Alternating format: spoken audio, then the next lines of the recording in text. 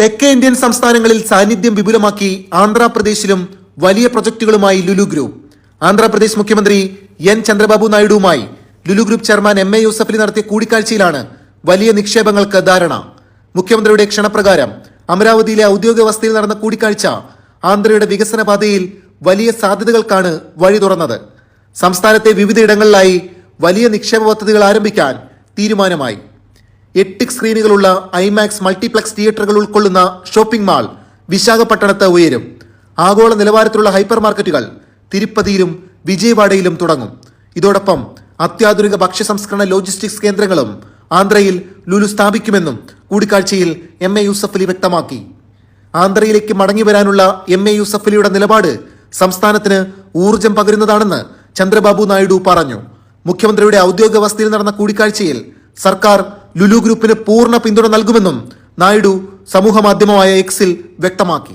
2200 കോടി രൂപയുടെ പദ്ധതികളാണ് 2019 ലുലു ഗ്രൂപ്പ് നേരത്തെ ആന്ധ്രയിൽ പ്രഖ്യാപിച്ചിരുന്നത്.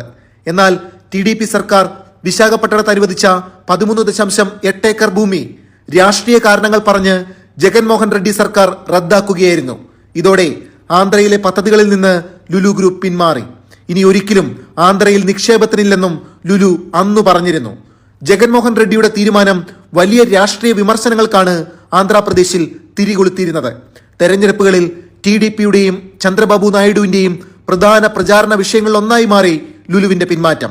രാഷ്ട്രീയ പ്രശ്നങ്ങളെ തുടർന്ന് ആദ്യ വരവിൽ നിലച്ചുപോയ പദ്ധതികളാണ് സർക്കാരിന്റെ ക്ഷണമനുസരിച്ച് ആന്ധ്രയിലേക്ക് വീണ്ടും മടങ്ങിയെത്തുന്നത്. ചന്ദ്രബാബു നായിഡുവുമായും 18 വർഷത്തെ സ്നേഹബന്ധമാണുള്ളതെന്നും അദ്ദേഹത്തിന്റെ ദീർഘവീക്ഷണം സംസ്ഥാനത്തിന്റെ ഉന്നമന പ്രവർത്തനത്തിനും അഭിനന്ദനാർഹമാണെന്നും യൂസഫ് അലി പറഞ്ഞു.